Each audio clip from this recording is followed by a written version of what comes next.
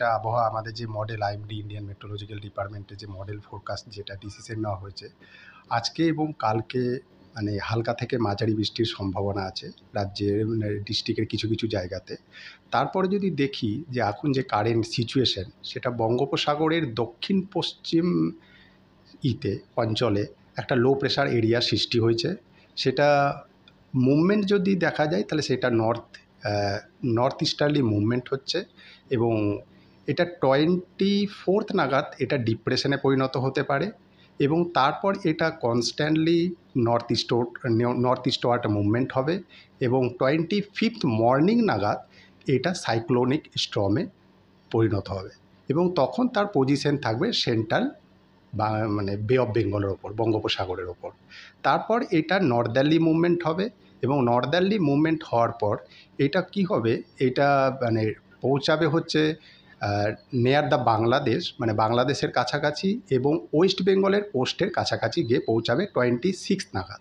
এবং তখন সেটা সিভিয়ার সাইক্লোনিক স্টর্মে পরিণত হবে। তো এর প্রেক্ষিতে এর যে অ্যাসোসিয়েটেড ওয়েদার, মানে এর জন্য যে ওয়েদার ত্রিপুরায় হওয়ার সম্ভাবনা আছে, তা আমরা যেটা এখনও পর্যন্ত দিয়ে রেখেছি 26 এবং 27-এ। 26-এ যদি আমি দেখি তাহলে সাউদার্ন ডিস্ট্রিক্ট যেগুলো হচ্ছে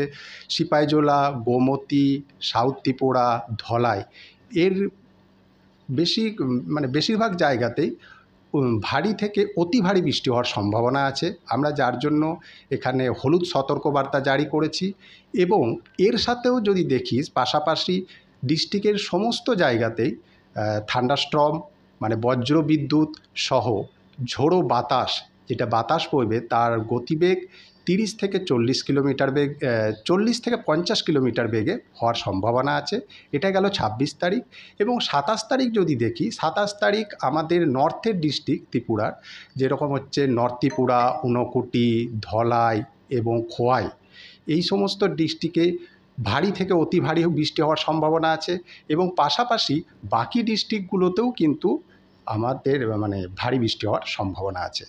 এবং থান্ডারস্টর্ম বজ্রবিদ্যুৎ সহ ঝোড়ো বাতাস 40 থেকে 50 কিলোমিটার গতিবেগে বওয়ানোর সম্ভাবনা আছে, বয়ে যাবে। তো এই দুদিন আমাদের ত্রিপুরা